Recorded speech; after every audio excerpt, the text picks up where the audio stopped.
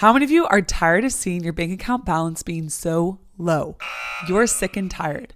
I was there as well, and now I have hundreds of thousands of dollars as a teacher, and I will be a millionaire soon and a multi-millionaire in my lifetime.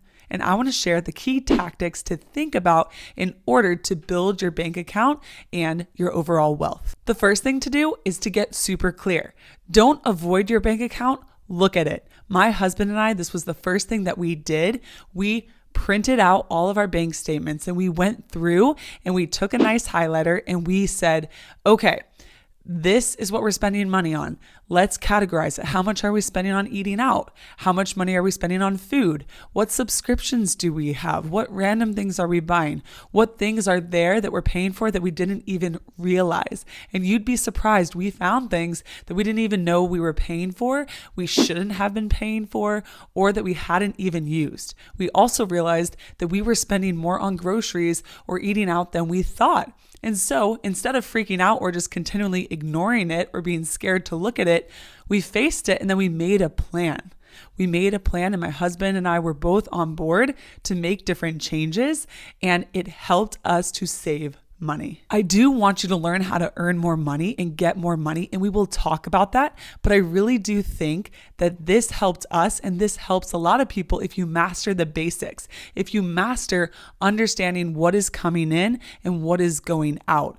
Know how much money you make each month.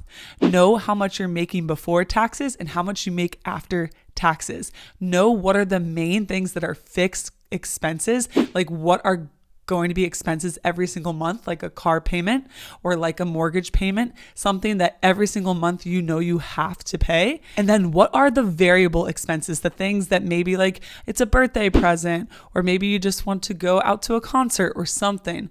What are the variable expenses that can vary each month? When you understand these core things, you're going to be a lot wealthier, a lot less stressed because you're the one in control. Money doesn't have to be scary or stressful, even though it can be, but you just want to take it by the reins, take ownership, and really get knowledgeable. You can't change where you are if you don't know where you are. And you actually have more money than you think and more money to work with. And one reason I think this is so important, because if you are going to invest in yourself, which we will talk about, or if you're going to need money for college or to learn a new skill, if you are paying for random subscriptions or things that you don't value or that aren't helping you with your goals, you are throwing that extra money away. So you want to get rid of those things so you have more money to invest in you and your future and to make more money in time. Once you master the basics and once you kind of understand what's coming in, what's coming out, what you need to get rid of,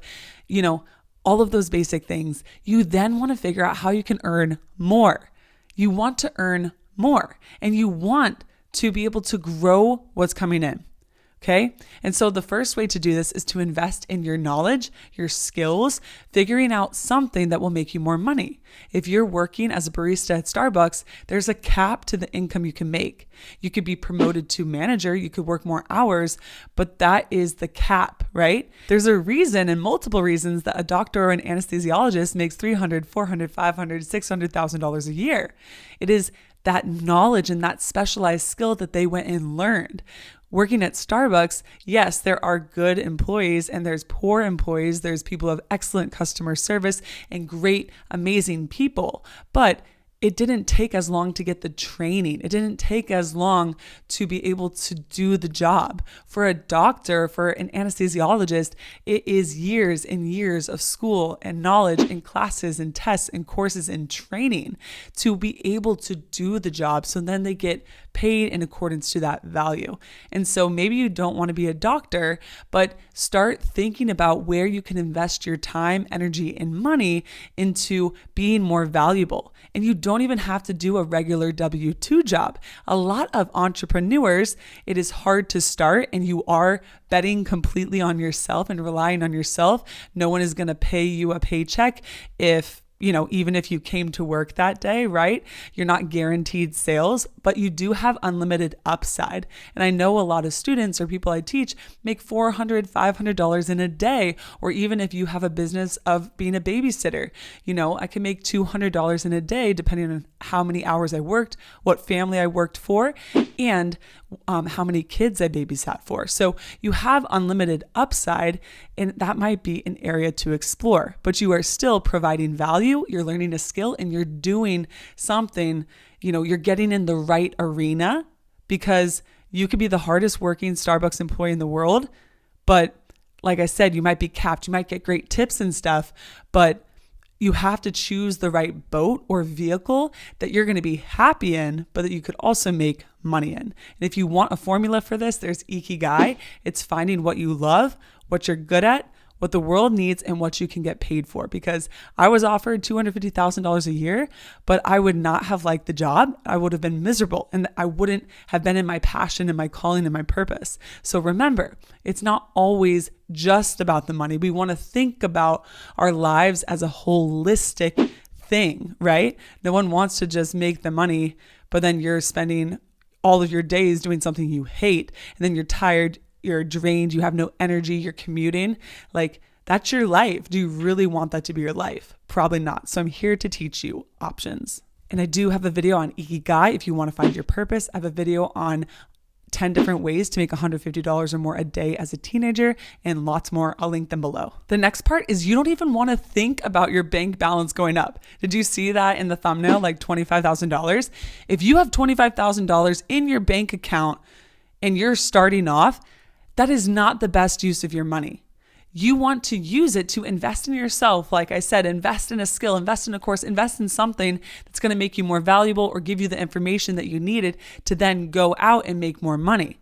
Rich and wealthy people get their money working for them. And now, I always save my money. This is key. This is important to be wealthy. At least if you had that $25,000, at least that's more than zero and you didn't spend it, right? But you lose money to inflation. It's like 2 to 3% every year. The value of your money goes down. So if you saved it like I did for years and years and years, like 10, 12, 15 years, I saved my money. I started when I was super young, but I never invested it or invested in myself.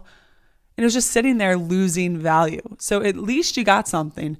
But remember, you can put it in a high yield savings account. If you do want cash, you can make 4.5 to 5% APY every single year.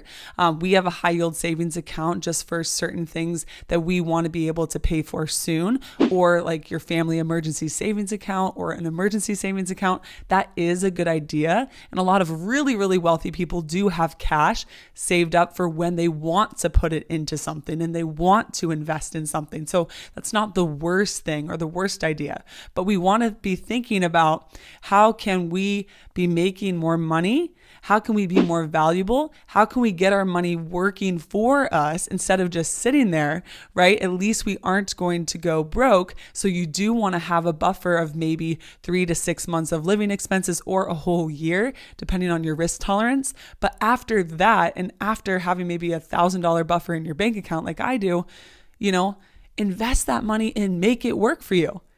That is what wealthy people do. They make their money work for them. It's true. And so don't let your money just sit in your bank account or on the sidelines, because you only have 24 hours in a day. We only have 24 hours in a day, and we only have so much time and energy. And so once you go do the work, you got to get the money and then make your money go do the work for you. And you can invest in the stock market. You can invest in things like that. But like I said, the best thing and the fastest thing would be to invest in your knowledge and skills so that you can be more valuable. You can eventually get more money coming in, and then you'll have more choice and more options. Another aspect of this that I think is worth mentioning is to know what you value. And so take out a piece of paper and go ahead and figure out, what do you value? What do you want to spend money on? Like, what does your ideal day look like, and how can you get there? And so, like my family, we value health. We value each other. We value education and experiences. And so that's where we spend our money on. And so if we want to spend money on gym memberships, healthy food. Maybe we invest in books or educational experiences or time to go to the museum or whatever, clothes for our kids. Like, some of those things are basic necessities, but it goes in line with what we value. We value service. And so spending money to help somebody else or to motivate or encourage somebody else, or spending money on the business or spending money for our students, that is investing in things that matter to us. And so don't spend money on things that don't matter to you, or try to reduce that column. I think if you're not being an intentional spender where you are actually deciding, this is what I'm going to spend money on, this is what I'm not going to spend money on, you aren't going to be as wealthy and you're not going to be as fulfilled, right? When you're spending the money, maybe you are a little bit less wealthy, but you're spending it on things you value, because I don't want you to just have millions in the bank and you're always scrimping and saving and never spending money. That's not the goal. But if we can get in line with our values and what we care about in our mission, we are using money for the right things and for what matters to us. The last way that I want to share about that will make your money work for you and grow and get better is to do the personal development and work. Do the work on your heart. Do the work on your thinking. Start reading books. Get exposed to information on financial education, on building a life that you love, on those things. And I talk about it all on my channel. Your outer world and your financial world will never grow bigger than how much you grow in here, right? And I don't want you to only have money and never have good relationships, and never have a good relationship with yourself, and to, never have a purpose for your money, and to not be healthy. I want you to be a well-rounded person and to reach your potential and to thrive. And so we have to think more wholly instead of about only the money. And I know it can be really, really hard. And I do have some videos on how you can reduce your spending or save more money or be more frugal at first.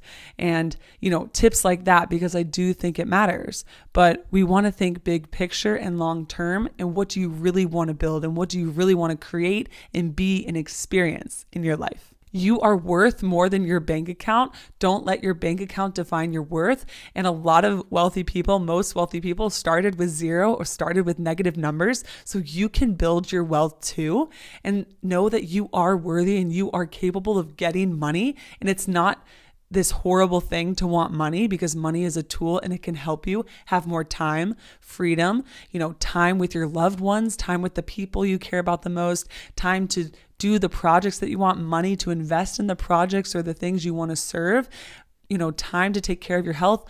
All of those things are more easy to do when you have money. So don't be ashamed of trying to get it, and don't be afraid to go get it, because it can help you and it will help you and others in this world. I hope this video was helpful. Feel free to check out more. Cheering for you on your life, and let's master your money, your mindset, your habits, and your emotions along the way to create a life you love together.